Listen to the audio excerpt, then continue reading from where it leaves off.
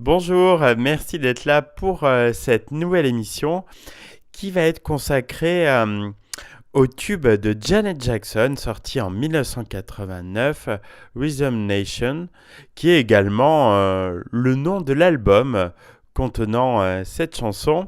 Et cet album parle de la lutte contre le racisme, des problèmes sociaux et de cité, et des enfants vivant dans un monde dans lequel il est difficile de grandir. C'est sorti en 1989. C'est vraiment l'album qui a fait de Janet une des grandes artistes pop féminines de cette décennie. Les enfants sont le futur, a dit Janet Jackson au cours d'une conférence de presse en 1989. Oui, a répliqué une voix cynique, ce sont de futurs acheteurs de disques. Si les critiques ont pu être sceptiques, le public, lui, n'a pas eu de problème pour croire à l'engagement social de Janet. Rhythm Nation est arrivé en tête du hit parade américain et s'est vendu à 6 millions d'exemplaires dans ce seul pays.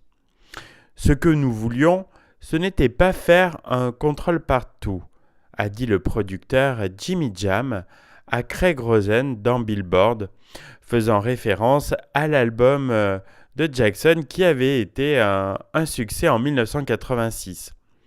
L'idée qui sous-tend Rhythm Nation n'est apparue que vers la sixième ou la septième chanson de l'album.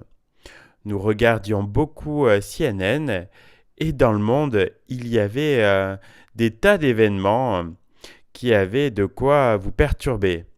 Janet avait ça à l'esprit quand nous faisions l'album.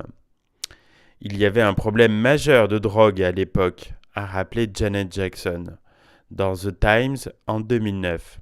Le crack commençait à faire son apparition dans les villes et ça ne coûtait pas cher.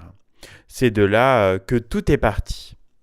La musique de Jimmy Jam et Terry Lewis, semblable à un martèlement, à un grincement, est basée sur un remix tiré du morceau Aigre doux Thank You de Sly and the Family Stone, se marie avec des paroles austères.